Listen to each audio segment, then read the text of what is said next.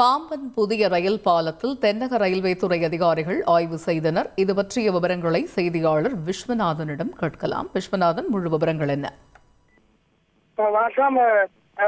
மண்டபம் நிலப்பரப்புடன் ராமேஸ்வரம் இணைப்பது பாம்பன் ரயில் பாலம் முக்கிய பங்காற்றி வந்தது. இந்த நிலையில் கடந்த 3 ஆண்டுகளுக்கு முன்பு பழைய ரயில் பாலத்தில் ஏற்பட்ட தூக்கு பாலத்தில் ஏற்பட்ட தொழில்நுட்ப கோளாறு காரணமாக ரயில் சேவை நிறுத்தப்பட்டது.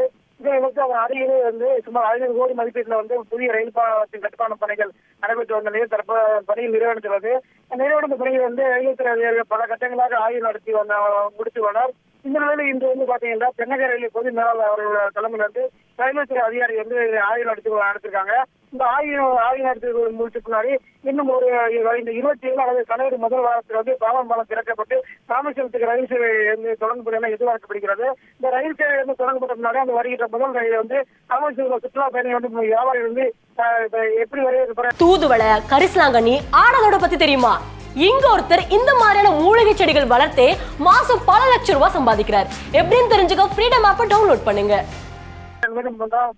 பார்க்க வேண்டும். ரயில் சேவை தொடங்கி எடுத்து ராமேஸ்வரத்துக்கு பல்வேறு மாவட்டம் மற்றும் மாநிலத்திலிருந்து பலாயிரக்கணக்கான சுற்றுலா பயணிகள் பக்தர்கள் வரப்போவது என்பதால் போக்குவரத்து நெரிசலை காவல்துறை சீர் செய்ய வேண்டும் அனைத்து தரப்பு மக்களின் கோரிக்கையாக உள்ளது. தகவல்களுக்கு நன்றி விஸ்வநாதன்.